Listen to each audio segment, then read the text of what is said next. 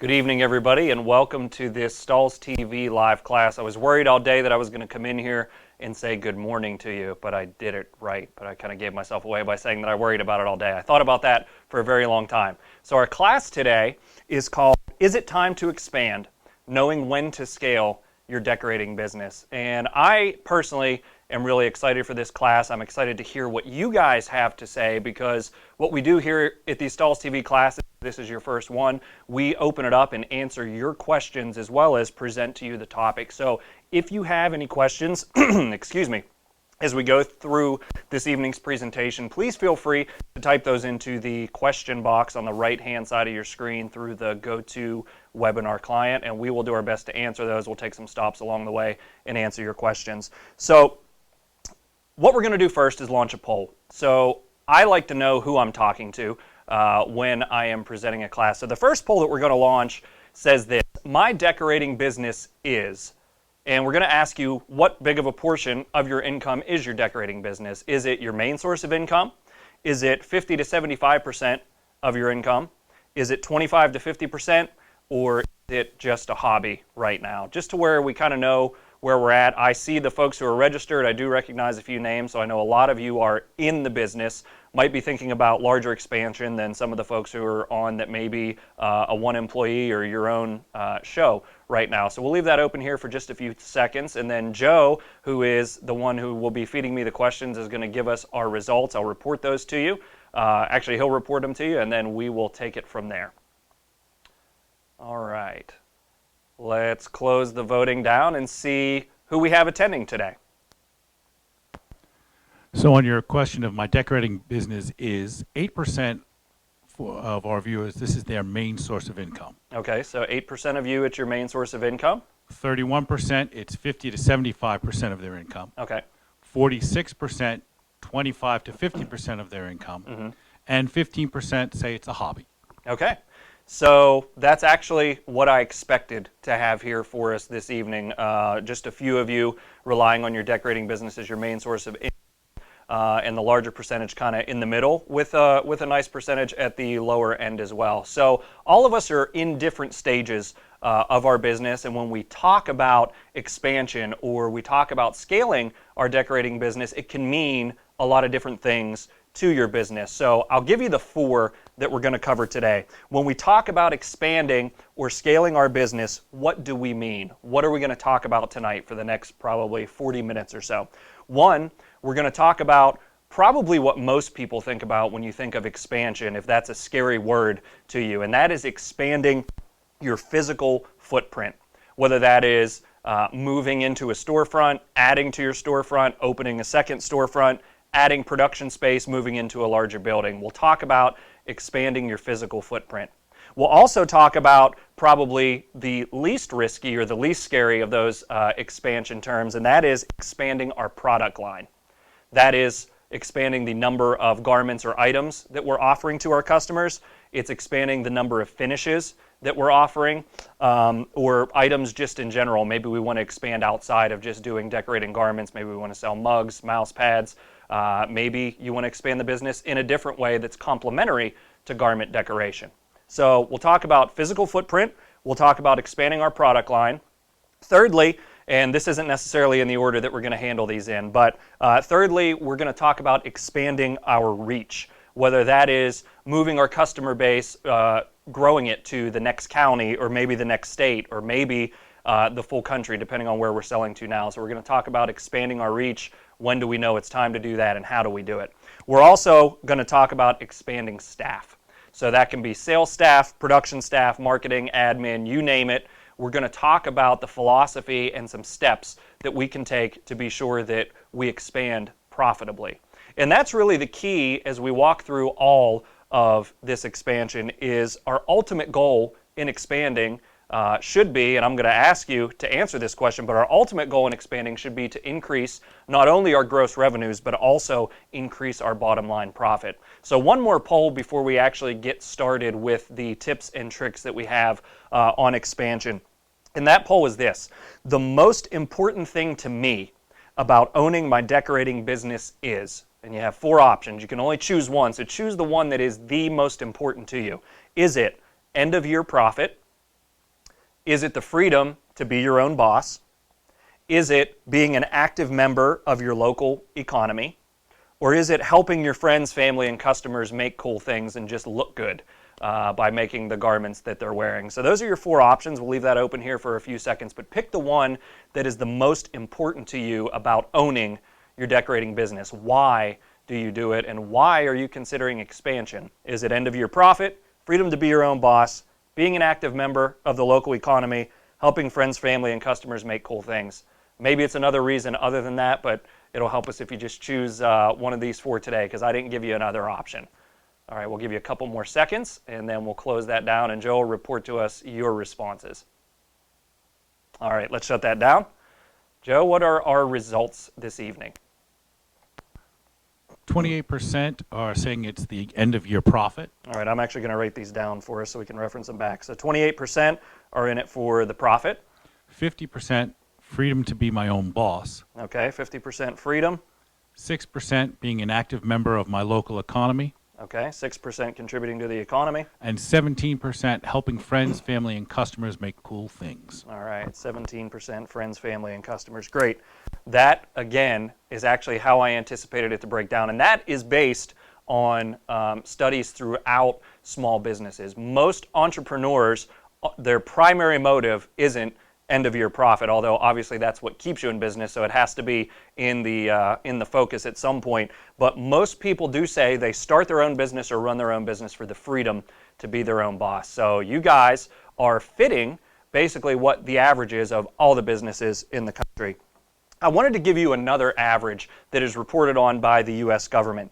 Did you know that the average privately owned U.S. business nets about 6.5% to 7.5% profit each year? So that's not your gross margin. That's not this garment cost me $5 and I sell it for $10. This is end of the year, what's left for the business after you pay all of your salaries, all of your taxes, all of your rent, all of your cost of goods sold. After you pay all that, the average U.S. privately owned business is netting 6.5% to 7.5% profit. So if we apply that average to your decorating business, which it may not be 100% true, but it's probably close. Let's say you sell $100,000 a year in decorated goods.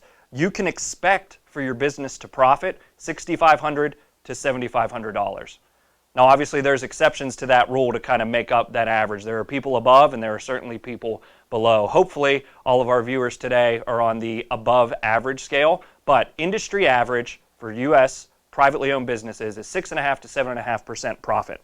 So if expanding your business means that you sell $200,000 versus that $100,000, but your average profit drops to 3%, then what happened? You did twice the work for the same amount of money at the end of the year. So if you can't expand profitably, is there really a point in expansion? So that's kind of the first point that we really want to talk about. Make sure that you do your due diligence to know that expansion is actually going to generate more profit. I'm willing to bet that there isn't one of you who would be interested in doubling the amount of work that you do to literally make the same amount of money at the end of the year. I know I wouldn't. I don't think many of you would, unless there is a silver lining in the next year that you absolutely know you're going to make more profit. But we don't want to expand for the sake of expansion. Profit has to be in that picture. All right, so let's get into a few quick profit predictors that you can consider. So when we're talking about expansion, a few quick indicators as to whether you can realize either an increased profit on more sales or the same profit on more sales, the same percentage profit, because 6.5% of that $200,000 doubles your end of the year profit, the money that you actually take home as a business owner. So one thing to consider is economies of scale. So we have to ask ourselves, does expanding the business mean savings on any of the things that you're currently buying that you can't realize right now?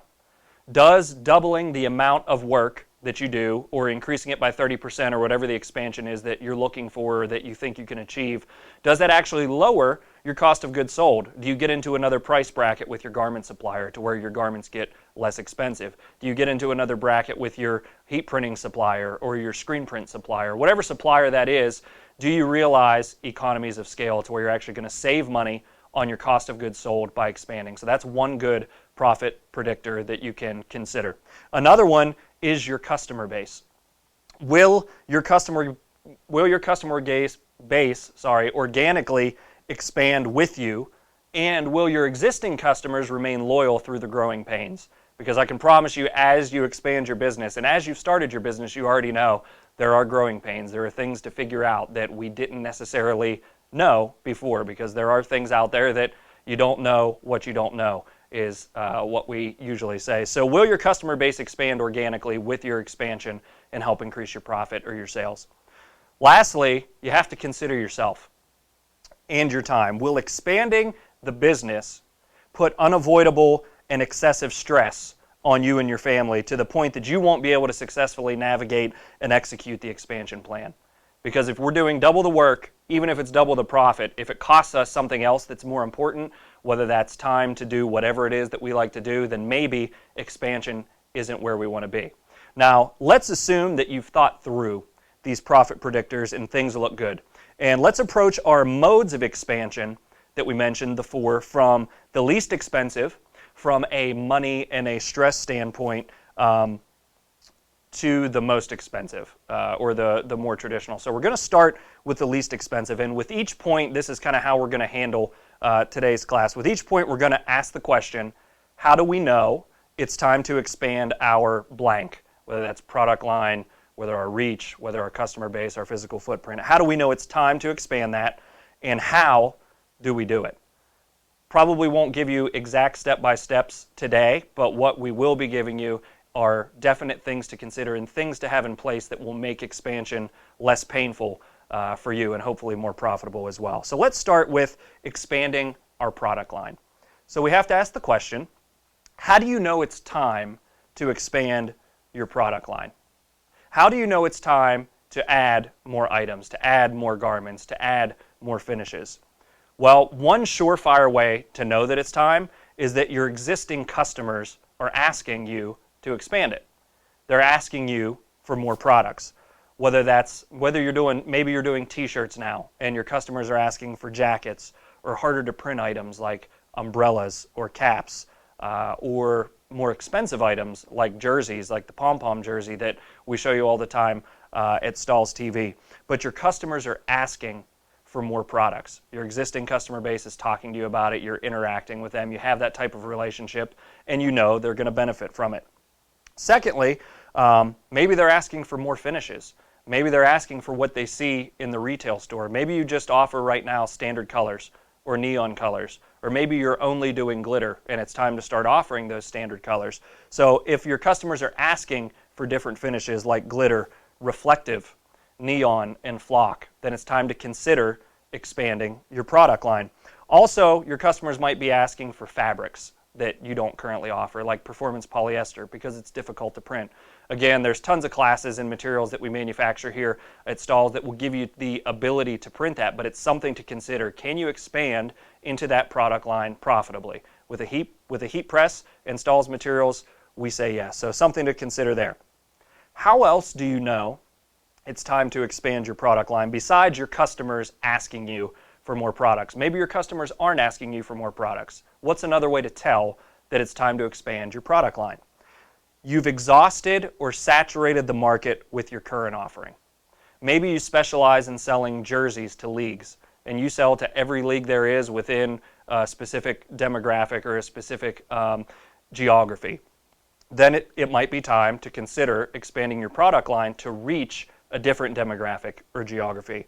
Maybe you're selling every construction company in your area their shirts, or maybe you're selling every dance school their spirit wear. Then it's time to think about product line expansion. And we'll talk about the flip side of that here in just a few minutes, because I'm definitely not saying you absolutely should, because it's not necessarily the case, but it's definitely something to consider. Something else, how do you know when it's time to expand your product line?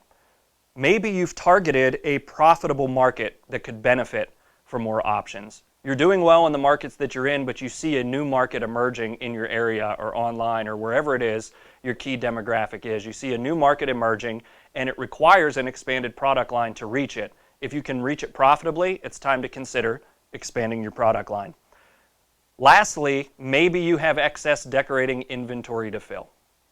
You have a heat press that's sitting idle. You have embroidery heads that just aren't running right now. You have a screen print press that's not pressing garments every day.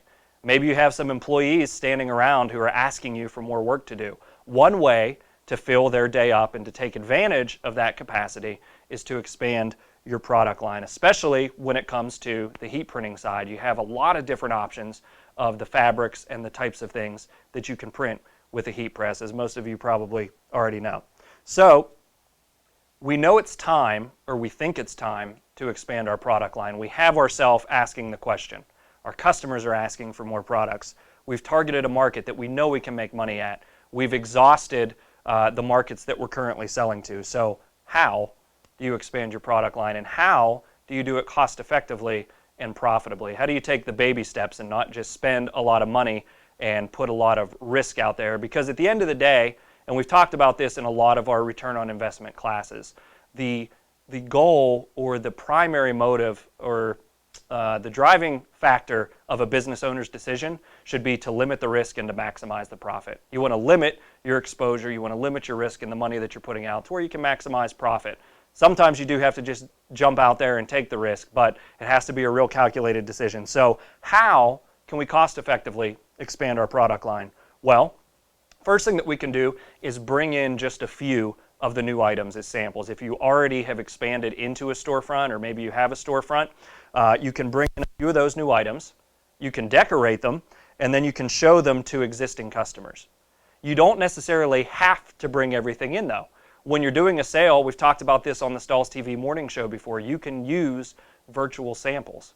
You can take Sanmar's catalog or another supplier's catalog and put transfers on it through CADWorks Live software or through Transfer Express's Easy View Designer, and you can actually show an expanded product line to your customers online or in front of them. If you have your iPad, you can do your design work on there and show them an expanded product line without actually bringing that inventory in. So consider virtual samples. If you have a storefront and your customers are the type that need to touch and feel things to make a purchase, then order a few of those items in, decorate them up with your most popular materials, and consider this when you're adding actual items into your store and ordering them in. Choose items with high profit potential. Now, 9 times out of 10, the items with the highest profit potential are also going to be the ones that are going to cost you the most. So choose wisely on your colors and what you think you can actually turn around. But choose items with extremely high profit potential. Choose items that you can easily decorate with your current decorating methods. If you're not into heat printing, I wouldn't order in a bunch of performance wear and throw it on an embroidery machine to get a full color look. It's just not gonna feel great. So that's where virtual samples come in. But choose items that you can easily decorate with your current methods. Lastly, the thing to consider when bringing in items, not only the high profit potential and ones that you can decorate easily, but choose the ones that are going to make you different in your current marketplace. Choose the ones that nobody else is doing, whether that's because they are difficult to decorate for them, they might not be for you, depending on your decorating methods and how much you watch Stahls TV, and let us help you out with that. But choose items that make you different, where customers aren't going to go somewhere else and get it. You can also get samples and swatches of different finishes and apply them to your existing items. Maybe your goal is to not necessarily expand your garments that you're offering, but expand your finishes. There's tons of swatches and samples available from Stahls and companies like us out there. More than happy to send them to you, because at the end of the day, we want you to succeed with our products. So call in and ask for samples and swatches.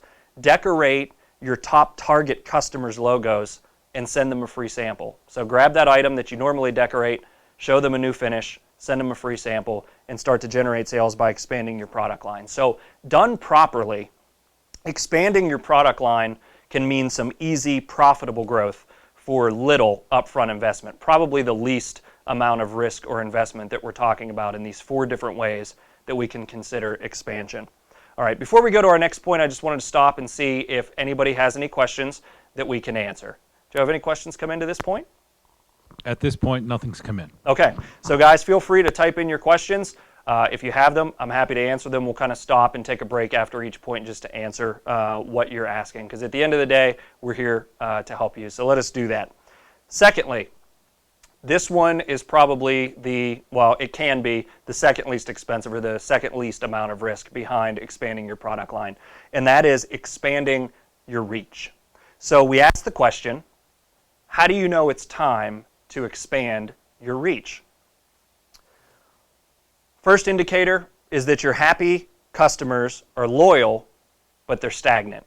So you have a solid customer base, whether that's 10 customers, 100 customers, 1,000 customers. You have a solid customer base, but sales aren't growing. They're happy, they're loyal, they're not ordering from anybody else, but sales are not growing. So one way to find that out is hopefully, if you're early on in your business, one key thing that we can absolutely tell you is do as much measuring of your customers that you can. Find a good accounting software that allows you to measure month-on-month, year-on-year sales to know what you can expect. So measure those year-on-year sales by customer, by market. So if your existing customers are happy, they're loyal, they love buying from you, but their sales are stagnant, they spent $1,000 with you last year, $1,000 with you this year, probably going to spend $1,000 with you next year, it's time to consider expanding your reach to a different customer base. Another way to tell that it's time to consider expanding your reach is if you've mastered your decorating process, product, and pitch. So more products, as I kind of said, we would deal with the flip side of expanding your product line. More products isn't always better. Expanding product line might not be the answer for you if you have a very niche business and you do what you do very well. It might be better to expand your reach rather than your product line with the products, the process, and the pitch that you already have. You've been successful to date with no marketing dollars spent.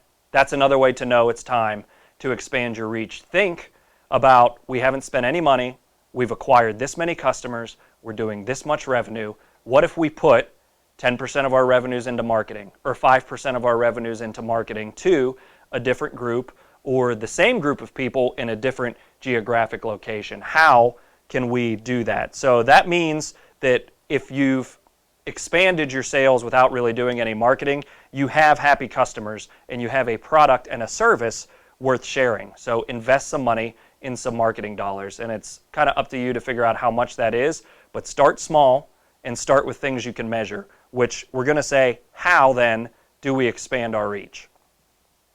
Number one way to expand your reach, in my personal opinion, is Google. Everybody uses Google to search for whatever it is they're looking for. The yellow pages, as you guys know, are pretty much a thing of the past. Not too many people search the yellow pages anymore. So how do we take advantage of expanding our reach through Google? One, have a functioning website. Even if it's just an informational website, your customers do not need to buy at the website, but have a good functioning informational website. It can cost you, if you're willing to invest the time yourself, it can cost you as little as $100 to $150 in actual cash that you have to put out. If you have a professional build it, depending on your area, it's going to cost you $500 to $2,000 depending on how many pages you want to have. But have a functioning website that people can use. And if you can, in any way, we've already said, you know it's time to expand your reach if you have loyal customers who are happy with you. Get reviews from them to put on that informational website. That will help you expand your reach. 88% of people trust online reviews as much as a personal recommendation. And how many more people are going to be able to view your website with Google advertising than your best customer is going to be able to share with? So you want to be there when people are looking for you. So I encourage you to have a functioning website. You can also go the route of paying for AdWords through Google. Now there's a lot of different ways that you can do AdWords, but the key thing is to target the different regions and demographics that you appeal to now. Look at your current customer base, evaluate them. Who are they? Are you selling to school organizations? Are you doing well with dance groups? Are you doing well with traveling leagues? Whatever it is you're doing well with, you can target them through Google AdWords. So focus in on your targeting and where they're going to land on your website that talks about what they would be looking for, what you do well. Lastly, make sure you're measuring, evaluating, and repeating what works with your AdWords. I encourage you, with any marketing dollars that you spend, put them into something that you can measure. Even if you go, what I find to be difficult is being able to measure the success if I put a newspaper ad in with my phone number. Unless I am diligent to ask on every phone call, how did you hear about us? It's very difficult to measure that information. So find ways that you can measure the response rate and the success of your marketing dollars. Secondly, how do we expand our reach? How about a traditional way? Let's make some sales calls. I'll give you a couple tips on making sales calls that work for us here at Stahls, selling to businesses like yourself, and will work for you selling to the end customer. Have a story ready when you make a sales call. You're calling a company, you're calling maybe another small business, you're calling a group. I doubt you're probably going to make sales calls to individuals. You want to pick what's going to return the most profit for you. So you're going to call local schools and things like that, but pick a company or group. Choose a company or group just like them that you have already helped and have benefited from your products or services, and tell them that story.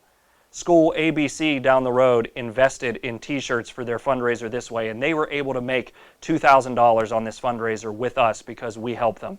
Maybe you can realize those same types of benefits from running a program with us. So pick up the phone, tell a story of someone who's been successful with your product. It'll take a little practice. You can write it down. It won't sound like you're reading from a script after you do the practice.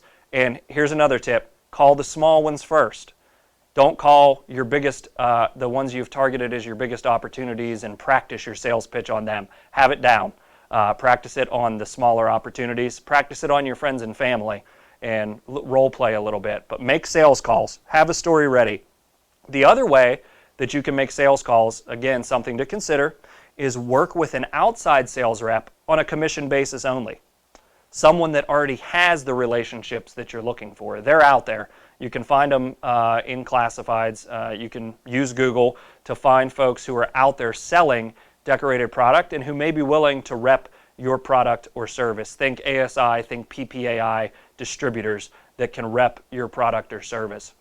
And you can pay them on a commission basis only, to where they're only making money when they're selling your stuff and you're only paying them when they're selling your stuff. So make sales calls or find an outside rep to make them for you and pay them on a commission basis. It's the least expensive way to try it out, and you're guaranteed results before you put out money. Lastly, another way to expand your reach, and there are many more, but these are three big ones. And this one's kind of a big step and probably won't be the right decision for a lot of you, but acquire another company. Maybe there's 2 or 3 other small businesses in the area doing business like you, and they have a similar customer set, but it's different to yours. You can go out and acquire their customer base and their business and their production capability. If you're not up for acquisition, think about just partnering with them. And I'm sure a lot of you have done this already. We hear this all the time when we visit trade shows and when we talk to customers. I do the heat printing, my friend down the street does the screen printing, my other friend over here does the embroidery. Partner with local decorators to start offering services that allow you to expand your reach, and you don't necessarily have to bring that decorating technology in-house. All right, before we move on to the next point, let's stop and just see if there are any questions that have come in. Joe, anything? No new questions. The only comment was that they're hoping that this will be on Stahls TV, and which will be upcoming in 5 to 7 business days. We'll have it posted for them. All right, great. Appreciate that question. We do post all of our live classes under the live broadcast archive, and it's usually up within a week or 2. So we encourage you to check back probably about this time next week for this class to be up. Appreciate that question. All right, so we've talked about expanding our product line. We've talked about expanding our reach. How do we know when it's time, and how do we actually do it? Let's talk about the third, and we're getting bigger and bigger in risk. Remember, we talked about the least amount of risk to the most amount of risk. Let's talk about expanding our staff. How do you know it's time to expand your staff? There's a couple key indicators, and you've probably honestly run into them at some point or another. Maybe it's not consistent. Maybe a particular time of year you think, wow, I wish I just had another person. Which happens a lot in the decorating business because it is quite seasonal, as you folks know. But how do you know it's time to expand your staff? Your first clue that it's time is you and or your employees can't keep up with daily duties of running the business. You don't have time to get to the bank, make the sales calls, run the production that you have, spend time with your family, whatever it is that you have packed into your day, you're starting to find consistently over and over and over again that you're unable to keep up. That is a sure sign that it is time to consider expanding your staff.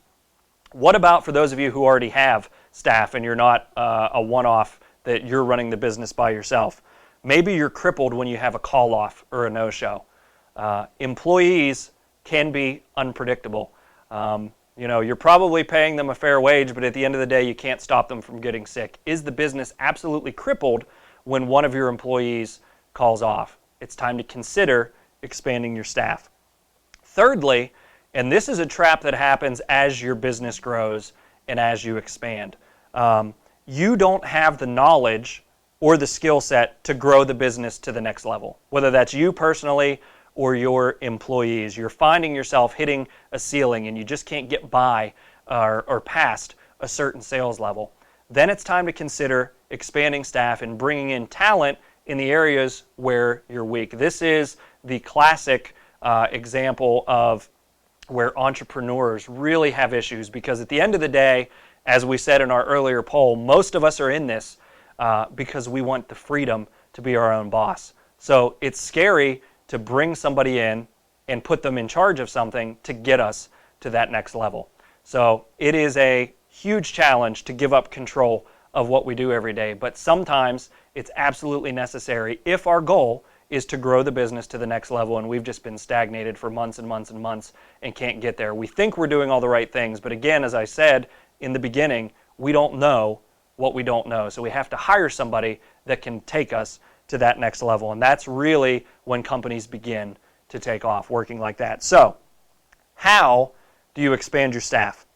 First, I would encourage you to focus on revenue generating positions first. So it's more profitable and you have a lot more potential by adding, let's say, a salesperson versus somebody to do the administrative work or keep the books. We might not be good at it, but think about contracting that work out first, because if we're paying an additional employee a consistent salary or a consistent hourly wage, we want that employee to be generating as much revenue as possible. And as important as accounting and some of the administrative work is to the business, it doesn't generate additional revenue unless you're the best salesperson in the organization, and if you just had those extra 2 hours in a day, you could grow the business exponentially. Think about adding revenue generating staff first. It's extremely important. You can build your sales volume without necessarily hiring staff, because you can contract out the sales volume work that you're building. You're going to make less money on it at the beginning, but however, build that customer base up, build the growth up with revenue generating positions, and then think about expanding your footprint and your production as a last resort. Contract that out, make smaller margin points, but be more profitable and focused on generating sales that are the lifeblood of your business. Okay, secondly, how do you expand your staff? Make orientation easy.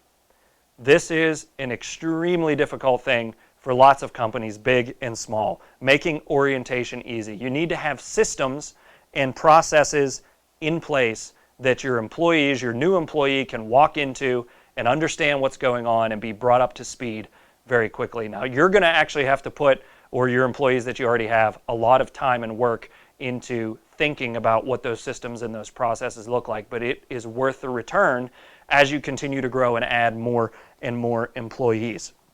Most importantly, with your orientation, clearly define and communicate what's important to you as the business owner.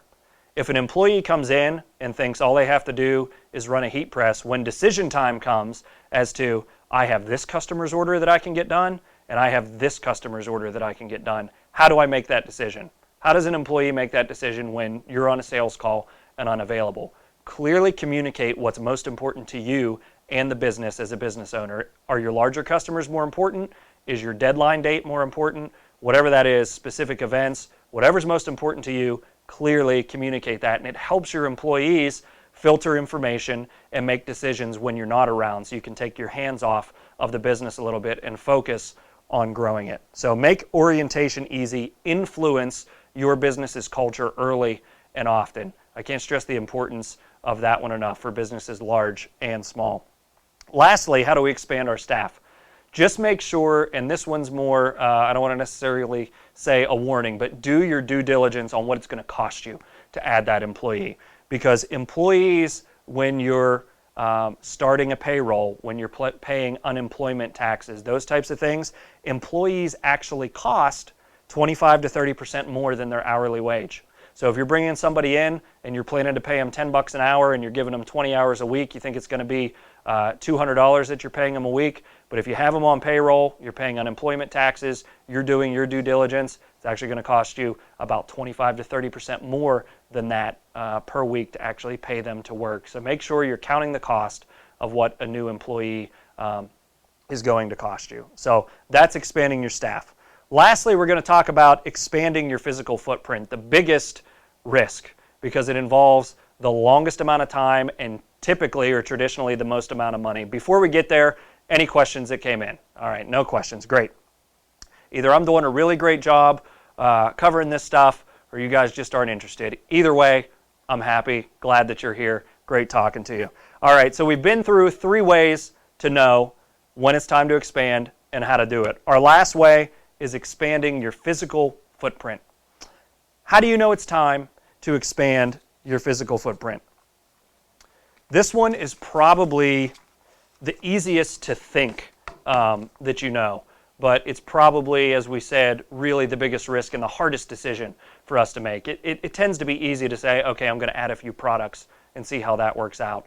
Or I'm going to try some marketing dollars over here and see how that works out. Maybe even hiring an employee. Maybe you can afford that. You're very profitable and you really need an employee. But how do you know that you need to expand your physical footprint, and is it the right decision for you? So one way to know is you're consistently growing sales and you're out of production and or inventory space. If you're consistently growing month on month on month on month, year on year, it is time to consider expanding your footprint. Now, one thing that I will tell you, consider additional shifts or hours for your employees before you think about sinking a lot of money into a physical space. Can you add a second shift in the space that you're in? Now, if you're in your home, probably doubtful that you're going to make that leap and bring employees into your home and start a second shift. But if you're already in a facility, think about adding a shift or adding additional hours, 2 hours a day, work 4 10s, or whatever it is that works for you. Consider that before taking the leap. What's another way to tell that it's time to expand your physical footprint? You've contracted the work, you've built the sales channel, and you're ready to bring that production in-house and make more profit on it. That's one way. That's another way to know. Thirdly, maybe with your business, you've already proven that Storefront Space increases sales. Maybe you've already made the leap from home business to storefront and you saw your sales grow exponentially or at least consistently for 2 or 3 years. You're paying your lease, you're remaining profitable. You've proven that Storefront Space increases sales. Then it's time to consider adding potentially another storefront or more production space in the back. One nice thing about a storefront is it does give your customers an added confidence in what you're doing. It allows you to expand your reach a little bit further because people trust that, oh, they have a storefront, they're a legitimate business, where when you're out of your home, obviously your first customers, 9 times out of 10, are friends or family or connections that you've made as far as that goes. But it gives you the customers the ability to come in and touch and feel things and help you close sales more often, and it can increase your conversion rate. Maybe you've already measured that. So the question becomes then, how exactly do you expand your physical footprint? I'm not going to tell you how to buy a building, but I'm just going to give you a few things to consider. One, and you've heard this probably at some point in your life when considering real estate, if you've heard about people looking for restaurant or retail space. Location, location, location for storefront. Consider whether you need a warehouse space versus a retail space. There is a significant cost difference between the two, whether you're going to go with a warehouse or a retail. If you need to do any conversion of the space, it's significantly more expensive to convert a retail space with the finishes required for retail versus the finishes required for warehouse. So maybe you've built sales online, or maybe you have an outside sales network, or you're making sales calls and you don't need that retail space, you just need production space. Consider just having a warehouse with an extraordinarily small showroom in the front, maybe 500 square feet, just to show what you're working on. Secondly, consider leasing versus buying. Most of the time, in our experience, unless you have somebody in the family who's willing to sell you a building, going into a mortgage with your business is very difficult to do. So leasing tends to be the option that most folks are going to go with, especially for a retail space. So you want to consider, you want to look closely at the terms and the commitment that they're asking for. Is it a 3-year lease? Can you find a space with a 12-month lease to try it out? Is it 5 years? Really, depending on the organization and the location that you're going to lease from is going to dictate a lot of those things. I know businesses that have signed as short as 12 to 18-month leases, found out it didn't work for them, and went back to home. We know people who have signed 5 to 10-year leases, work great for them, and are continuing to open storefronts. So consider the terms, run your numbers, understand your profit. Again, you don't want to do double the work and drop your profit margin from that 6.5% to 3% because you're going home with the same amount of money and a heck of a lot more stress.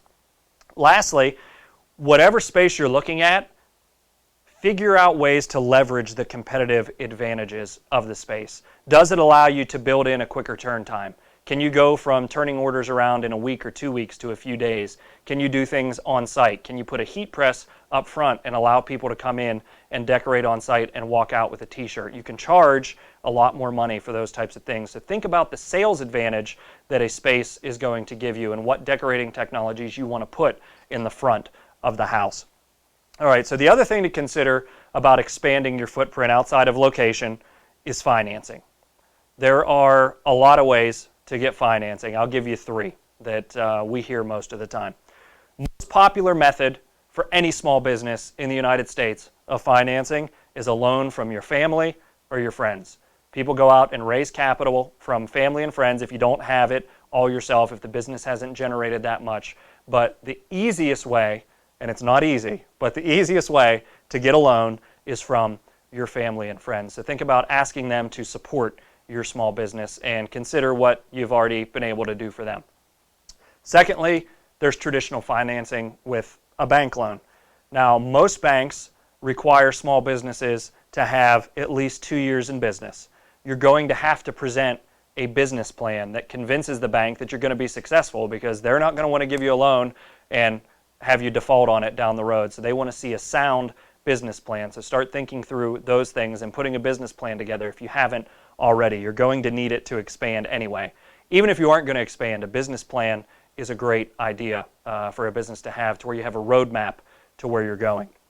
And then you can also, with the bank, odds are, if you haven't been in business for 2 years, or even if you have, the bank will probably ask you to put up your own assets as backup for that particular space. One site that I'll give you to look at if you haven't already is SBA.gov, and that's the Small Business Administration that the government has, and there's a lot of loan options there that are traditional, but they have preferred lenders who are very cordial and helpful with small businesses. It's designed specifically for small business. So SBA.gov, check that out when you have a chance. It's a great resource. Even if you aren't looking for a loan, there's a lot of resources for small businesses and how to expand your business. Lastly, probably the most trendy way to raise funds right now is through a crowdfunding site. 2 of the most popular ones, Indiegogo, Kickstarter. It is a very trendy way to raise funds. It seems cool. You hear about it in the news all the time. This restaurant or this business raised money on Kickstarter. But in reality, campaigns aren't very successful. Only about the industry average is somewhere between 25 to 35% of campaigns started on Kickstarter and sites like that are actually funded and meet their goals. So you go to Kickstarter, you set a goal, I need $20,000 to expand my business. Here's what I'm going to do. Here's what you get for your money, and people invest and you give them rewards. You can't give cash back, so you're not giving away equity, you're not giving away profit necessarily or sales dollars. But most of those campaigns are not successful. It actually takes a lot of work to make one of those campaigns successful. So check it out, consider it as an option, but the most tried and true way to finance the growth of your business, especially if you're just starting up, is family and friends. So encourage them to help you out. All right, so at the end of the day, expansion can be an extremely scary thing for a small business, especially if you're running it by yourself right now. Hiring one employee effectively doubles the size of your business. It doubles the amount of responsibility that you have. Now you're helping someone else support their family and you not just support theirs. So it can be a scary thing. But one of the great things about the decorating business is that it doesn't have to be as expensive to grow as a lot of other traditional businesses are. Consider a heat press or a vinyl cutter as an equipment investment to expand your business. For under $5,000, you can drastically expand the number of items that you can produce, which expands your product line. One person can be trained to operate both machines, so you don't have to drastically expand your staff. And those two machines put together with feedback from our customers, it can return up to $100,000 in sales per year. That's revenue generating investment right there. And the footprint required is extremely small for a vinyl cutter and a heat press. Just a 10 by 10 space is more than enough to increase your production capacity. So we're a little over time. I'm going to open it back up for questions. See if there are any questions coming in. I'll give you just a few seconds if you have one. All right, we have one coming in. Question is a little bit off the subject. Okay. But they're asking about vinyl cutters with CADWorks. Okay. So that's a part of what you need. And then the other part, another question just popped in is there's a lot of great information, and at the same time, lots of information for them to absorb. Mm-hmm. They're talking about having to view this about 7 times before they feel that they've caught everything that you've given them tonight. And they're expressing their thanks to you for tonight's presentation. Okay, great. Thank you guys very much for attending. We really appreciate you being here. Along with the video being posted, we will post on the Stahls TV blog my notes for this class, which are pretty detailed. It won't have every single detail that you have, but the main points will be covered. So you'll be able to check that out on the Stahls TV blog probably sometime next week when the video goes up as well. So you'll be able to take a look. We'll post my notes up there to where you can take some time, print it out in PDF format, and absorb that. So again, thank you for attending, and we will see you at the next Stahls TV class.